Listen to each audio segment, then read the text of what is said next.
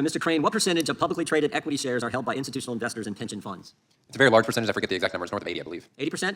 And because of that, most shareholder votes are cast through proxy voting because the shareholder can. Is that right? That's exactly correct. Okay. And proxy advisors advise or recommend to the institutional investors and the pension funds how they're supposed to vote. Is that right? That's correct. And is their advice followed?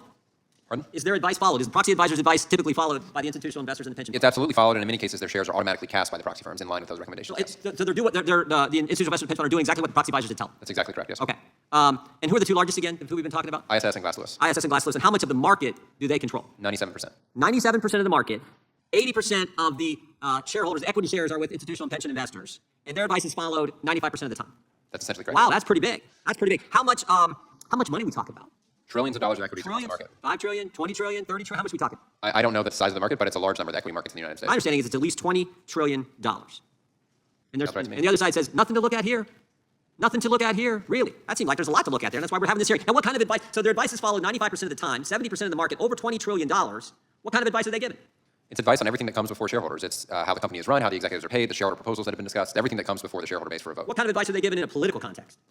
We know that ISS, for example, recommended in favor of more than 80% of ESG shareholder proposals in Pro-ESG? 2023. Pro-DEI?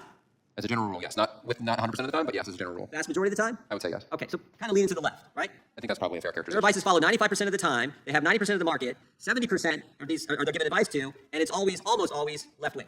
I think that's a fair characterization, yes. Is that how you see it, Mr. Egan? I have no reason for disagreeing with that. What about you, Mr. Griffin?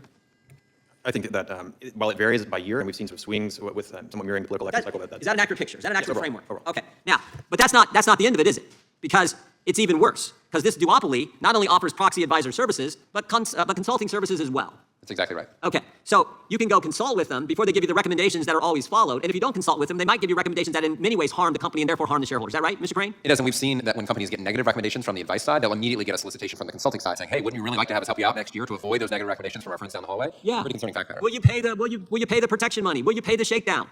Exactly. Holy cow, such a deal. Such a deal. And Ms. Minnow was part of it all when she worked at ISS, is that right? The question wasn't for you, it was for Mr. Crane. I understand that, but he doesn't know the answer, and I do. Well, I wasn't asking you a question. It is wrong. I did not allow You might be able to do the consulting consulting services services and the I did not recommendations. allow ISS to do consulting when I Does was ISS do president. consulting now? ISS does do Well, consulting now. Shazam, there you have it. There you have it. My question, the way it works is that the members get asked the questions and to the people they want to give the answers. My question was, Mr. Crane, I appreciate you jumping in, Ms. Minnow, and telling us that ISS does now offer consulting services in addition to the proxy advisor thing, which is the problem. Which is, well, not the full problem, but certainly part of the problem. Is that right, Mr. Crane? I would agree with that, yes, sir.